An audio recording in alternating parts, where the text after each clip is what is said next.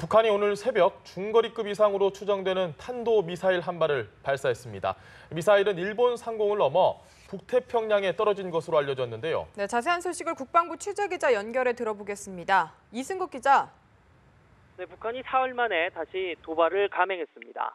합동참모본부는 오늘 새벽 5시 57분쯤 북한이 평안시 순안 일대에서 불상의 탄도미사일 한 발을 동쪽 방향 일본 상공을 지나 북태평양 해상으로 발사했다고 밝혔습니다.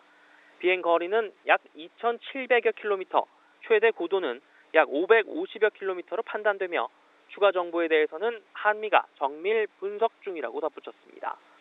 비행 거리와 최고 고도 등으로 밀어볼 때 북한이 지금까지 해왔던 90도에 가까운 고각 발사가 아닌 45도 안팎의 정상 각도로 미사일을 쐈을 가능성이 높은 것으로 관측됩니다. 전문가들은 북한이 오늘 쏜 미사일이 중장거리 탄도미사일 IRBM급인 화성 12형 또는 사거리 3,000km의 무수단 미사일일 가능성이 있는 것으로 보고 있습니다.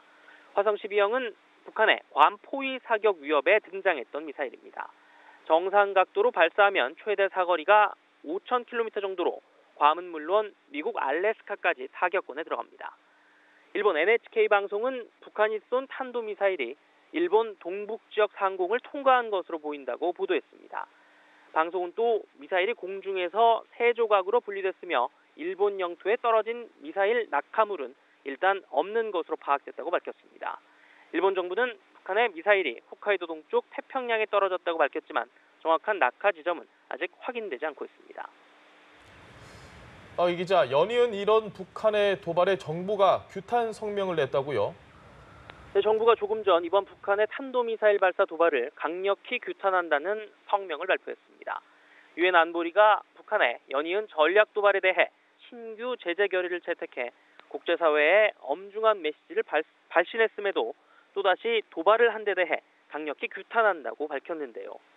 이어 북한은 무모한 도발 대신 조속히 비핵화를 위한 대화의 길로 나와야 할 것이라며 핵과 미사일 도발을 지속한다면 우리는 굳건한 한미동맹을 바탕으로 강력하게 대응해 나갈 것이라고 경고했습니다.